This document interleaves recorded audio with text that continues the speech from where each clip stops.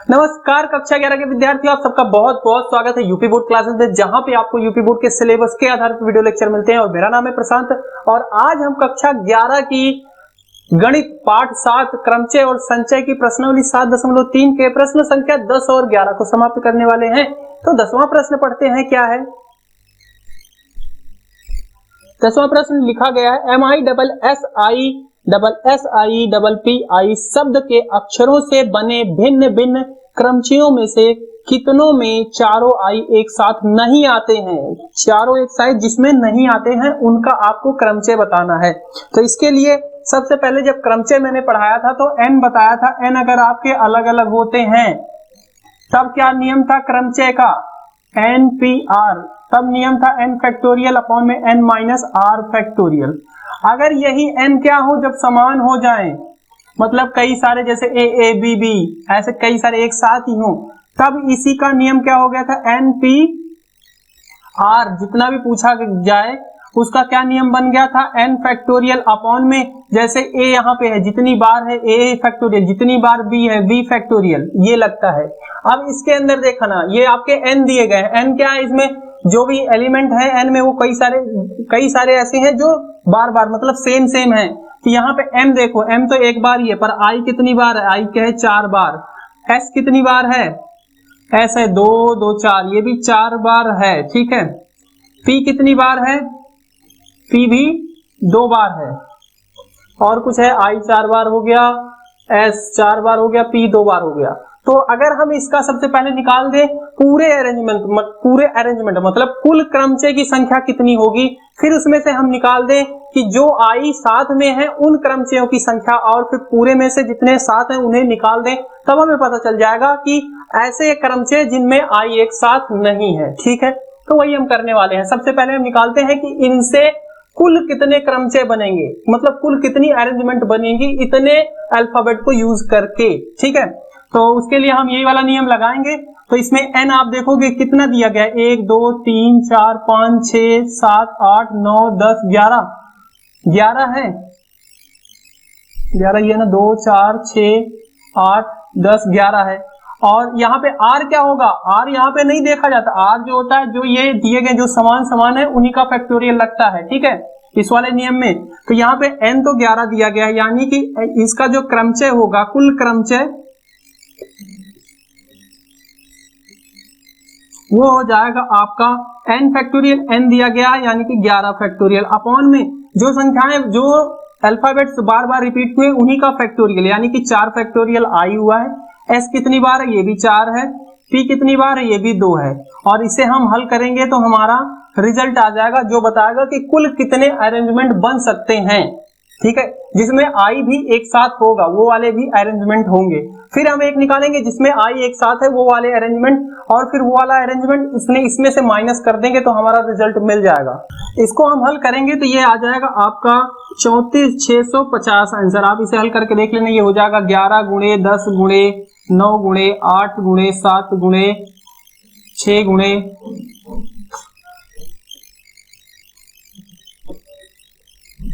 5 गुणे 4 फैक्टोरियल कर लेते हैं। नीचे है आपका एक 4 फैक्टोरियल, गुणे में 4 गुणा 3 गुणा 2 गुणा 1, और फिर गुणे में 2 फैक्टोरियल यानी कि 2 गुणा 1, ठीक है। तो यहाँ से ये 4 फैक्टोरियल तो ये कट जाएगा, बाकी ये बचे इन्हें आप हल कर लोगे। ये देखो यहाँ से 2 है तो इसे आप काट दोगे 3 हो जाएगा। यहाँ पे भी 2 है, ये काट दोगे 4 हो जाएगा। यहाँ पे भी 4 है, इससे ये 4 कट जाएगा, 3 है, 3 से ये कट जाएगा। नीचे कुछ बचा नहीं बचा, ऊपर बचा है 11 गुणे 10 गुणे 9 गुणे 7 गुणे 5, और इसे जब हम हल करोगे तो ये रिजल्ट आ जाएगा 34,650, ठीक है। तो ये क्या था, इसमें सारे के सारे अरेंजमेंट थी, ये सारे अल्फाबेट का मतलब कुल कितनी अरेंजमेंट बनेगी, कुल कितनी क्रमचय बनेंगे। अब हम निकालेंगे कि जिनमें आई एक साथ है वो वाले क्रमचय निकाल लेंगे, और फिर कुल में से जितने में आई एक साथ है उसे घटा देंगे तो हमें पता चल जाएगा कि वो क्रमचय जिनमें आई एक साथ नहीं है। तो अब हम निकालते हैं कि जिनमें आई एक साथ है उसे कैसे निकालेंगे। तो उसे निकालने के लिए आप क्या कर लो कि आई जब एक साथ होगा, मतलब ये 4 आई इन अरेंजमेंट में एक साथ होगा, आप इसे मान लो कोई एक अल्फाबेट ही मान लो, एक्स मान लिया, ठीक है, कोई एक अल्फाबेट मान लो। तब अगर आप देखो तो फिर कितने n बनेंगे, तो n कितने थे, कुल 11 थे।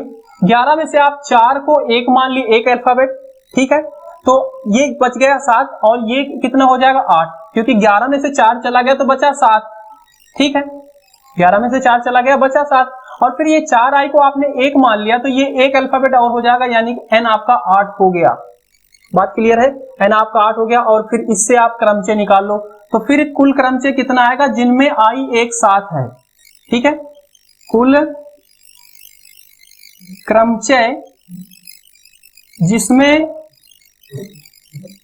i एक साथ है,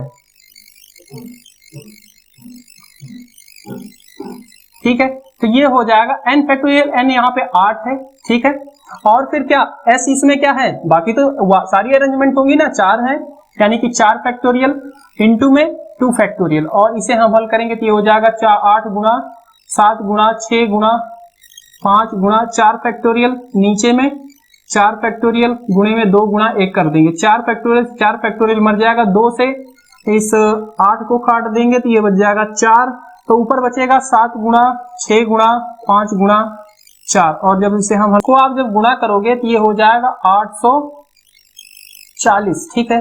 अब यहाँ पे क्या है, ये वो वाली अरेंजमेंट थी जिसमें i भी साथ था और एक साथ था, और जो नहीं भी था वो पूरी की पूरी क्रमचय थी, और ये कितनी क्रमचय है जिसमें i एक साथ है, तो पूरे में से अगर ये घटा दोगे, निकाल दोगे, तो क्या बचेगा, वो अरेंजमेंट बचेगी जिसमें i एक साथ नहीं है। तो क्रमचय, और आपको यही बताना था, क्रमचय जिसमें i एक साथ नहीं है, ठीक है, 34, ये हो जाएगा आपका 34, 650 माइनस 840, और फिर हम जब इसे करेंगे हल तो यहां से आ जाएगा 10, ये हो जाएगा 16 में से 8 यानी कि 8, ये बचेगा 30, 35, 810 ऐसी अरेंजमेंट है जिसमें i एक साथ नहीं है, तो ये इसका हल हो जाएगा। 11वां है, परमुटेशन शब्द के अक्षरों को कितने तरीके से व्यवस्थित किया जा सकता है यदि, जिसमें पहला दिया गया है, चयनित शब्द का प्रारंभ p से और अंत s से होता है। तो अब देखो परमुटेशन जो लिखा गया है इसमें देखो जो n है, n क्या सारे समान है इसमें से, नहीं सारे तो नहीं है पर कुछ समान है, यानी कि क्रमचय वाला जो पहले का नियम था सारे भिन्न भिन्न वालों के लिए वो वाला नहीं लगेगा, ये लगेगा जिसमें कुछ समान है, तो उसका नियम आपको पता ही है। तो इसमें समान क्या है, यहाँ पे t जो है वो क्या है 2 बार है, बाकी तो सारे अलग अलग है, ठीक है। पहला प्रश्न पूछा गया है p और s के बीच का कुल अरेंजमेंट बताओ, p और s के बीच में कितने अरेंजमेंट बन सकते हैं। तो भैया जी जिसके बारे में पूछा है ना आप उसे भूल जाओ, बाकी आपके बचे क्या, ये अंदर वाले, यानी कि इनकी कितनी अरेंजमेंट बनेगी आपको यही बताना है, कितने अरेंजमेंट बना सकते हो। तो इसका नियम क्या होगा, इसका नियम क्या हो जाएगा भाई, आपको अरेंजमेंट बताना है कुल कितनी अरेंजमेंट बनेंगी, इनमें क्या है 2 समान है, तो इसका आपका कुल क्रमचय, जिसके बारे में नहीं पूछा, जिसके बारे में कह रहा है कि वो दोनों अंत में है, तो उनको आप भूल जाओ, उनसे लेना देना नहीं है, दो अंत में है, जो बीच में है इनकी कुल कितनी अरेंजमेंट बनाई जा सकती है, तो ये हो जाएगा, कितने हैं ये n की संख्या गिनो, 1 2 3 4 5 6 7 8 9 10, 10 है ना, तो ये हो जाएगा 10 फैक्टोरियल, और इसमें कौन से कॉमन है, मतलब जो समान है, तो ये 2 ही है कॉमन, और ये जो रिजल्ट आएगा ये आपको बताएगा कि कुल अरेंजमेंट जो बनेंगे इतने अल्फाबेट की, ठीक है। और ये 2 ही क्यों लगा, पहले वाला नियम क्यों नहीं लगा, ये आप समझ रहे होंगे, क्योंकि जब कोई भी n क्या होता है सेम होने लगते हैं तब ये नियम लगता है वहां पे, और इसे हम हल कर लेंगे, ये हो जाएगा 10 9 8 7 6 5 4 3 और 2 फैक्टोरियल, और नीचे 2 फैक्टोरियल, 2 फैक्टोरियल से 2 फैक्टोरियल कट जाएगा, फिर इसे आप हल करोगे तो ये हो जाएगा, ये आप गुणा करके देख लेना, यही आंसर आएगा। तो ये तो आपका हो गया पहला पार्ट इसका, ठीक है। दूसरा प्रश्न है, उसमें कह रहा है जो स्वर हैं उनको अगर एक साथ लिया जाए, एक साथ रख के बनाया जाए उनका अरेंजमेंट, तब कुल कितना अरेंजमेंट बनेगा। तो जैसे 10वें वाले में किया था, जो आई वहां पे लिया गया, तो आई को बोला एक साथ कर लो, तो हमने क्या किया, सारों आई को एक साथ ले लिया और उन्हें एक अल्फाबेट मान लिया।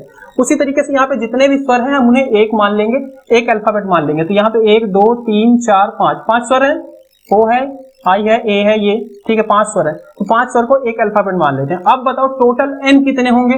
तो टोटल एन पहले क्या थे? 12 थे, 12 में से 5 निकल गए, बचे 7, और जो 5 स्वर हैं उन्हें हम 1 मान लेंगे, यानी कि एन की संख्या हो जाएगी 8। ठीक है, अब इसका क्रमचय निकालना है। क्रमचय में अगर क्या है, ये p 2 बार है यानी कि 2 फैक्टोरियल, तो ये तो आपके कुल क्रमचय अरेंजमेंट निकल जाएगी। ठीक है, पर यहाँ पे जो स्वर है ना वो क्या है, सारे अलग अलग हैं। ठीक है, क्योंकि वहां पे आई था, अगर आई का हम क्रमचय निकालते हैं, जैसे 4 आई था, ठीक है, इसका अगर हम क्रमचय निकालते तो ये हो जाएगा 4 फैक्टोरियल, और कितने बार, ये भी नीचे भी 4 हो जाएगा, तो इसका रिजल्ट 1 ही आएगा। इतने अरेंजमेंट को हम एक ही बोलेंगे। पर अगर यहाँ पे क्या है, ए ई आई ओ यू, मान लो ये है, ठीक है, ऐसा कुछ है ना, अलग अलग वॉवेल्स है, इनका अरेंजमेंट निकाल लो तो इसमें क्या है, सारे अलग अलग है, तो इसका क्या हो जाएगा, एन फैक्टोरियल यानी कि 5 फैक्टोरियल अपॉन में एन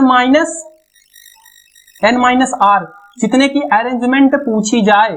मान लो ये पांचों की अरेंजमेंट पूछी है, ठीक है, तो 5 माइनस 5 फैक्टोरियल, तो यहां से क्या आ जाएगा, 5 फैक्टोरियल अपॉन में 0 फैक्टोरियल 1 हो जाता है, यानी कि कुल 5 फैक्टोरियल आए। और ये क्या थे, अगर हम इसका क्रम से निकालते थे तो 1 आता था, पर इसका निकालेंगे तो 5 आएगा, यानी कि जो वो ए ई आई ओ यू, यहाँ पे ई यू ए आई ओ है, इनका अरेंजमेंट भी कुछ हो रहा है, कितना, 5, तो इसमें हम 5 वो भी गुणा कर देंगे, और फिर जो ये रिजल्ट आएगा वो हमारा बताएगा कि कुल कितने अरेंजमेंट बनेंगे अगर इन स्वरों को एक साथ रखा जाए तो। ठीक है, इसे हम हल कर लेंगे, ये हो जाएगा 8 गुणा 7 गुणा 6 गुणा 5, 5 गुणा 4 गुणा 3 गुणा 2 फैक्टोरियल कर लेते हैं, और गुणे में 5 फैक्टोरियल, और नीचे करेंगे 2 फैक्टोरियल, 2 फैक्टोरियल से 2 फैक्टोरियल कट जाएगा, रिजल्ट आएगा, ठीक है, ये इसका आंसर आ जाएगा। आप इसे हल करके देख लेना, यही आएगा। ठीक है, तीसरा पार्ट है इसी का, कह रहा है कि P और S के बीच हमेशा सदैव 4 अक्षर होते हैं। तो देखो मैं इसे नंबरिंग कर लेता हूं, कुल कितने n है, 12 है, 1 2 3 4 5 6 7 8 9 10 11 12, ठीक है, 12 है।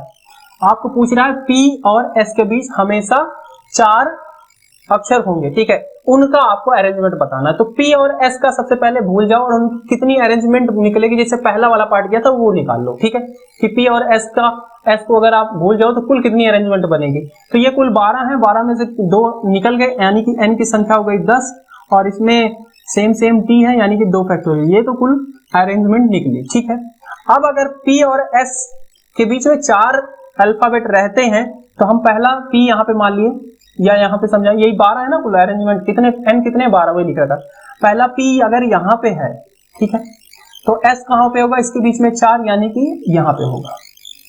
फिर P अगर यहाँ पे है तो S कहाँ पे होगा, यहाँ पे होगा। फिर P यहाँ पे है, S कहाँ पे होगा, यहाँ पे होगा। फिर P यहाँ पे है तो S कहाँ पे होगा, यहाँ होगा। फिर P यहाँ पे है तो S कहाँ है, यहाँ पे होगा। फिर P यहाँ पे है तो ये S यहाँ पे होगा। फिर P यहाँ पे है तो फिर S यहाँ पे होगा। तो ऐसी कितनी अरेंजमेंट बन रही है, 1 2 3 4 5 6 7, 7 बन रही है, यानी कि इन 7 का भी क्रमचय बनेगा। ठीक है, ये 7 क्रमचय अलग अलग बनेंगे, तो ये भी कर दो 7 फैक्टोरियल। ठीक है, 7 फैक्टोरियल। उसके बाद P और S को भी रिवर्स किया जाता है, क्योंकि इसने पहले ही नहीं बोला कि P पहले है कि S पहले है, दोनों हो सकते हैं। P भी पहले होगा तो अलग अरेंजमेंट बन जाएगी, और S पहले होगा तो अलग अरेंजमेंट बन जाएगी, तो उसके लिए भी 2 से गुणा कर दो, 2 फैक्टोरियल। ठीक है, और फिर आप इसे हल कर लो, 2 फैक्टोरियल से 2 फैक्टोरियल मर जाएगा, और यहाँ पे 10 फैक्टोरियल गुणे 7 फैक्टोरियल, और इसको हम हल करेंगे, ये आ जाएगा इसका आंसर। तो उम्मीद करता हूं आपकी ये प्रश्नावली अच्छे से समाप्त हो चुकी होगी। मिलते हैं अगली वीडियो में प्रश्नावली नेक्स्ट के लिए, जिसमें हम संचय पढ़ेंगे, कॉम्बिनेशन पढ़ेंगे।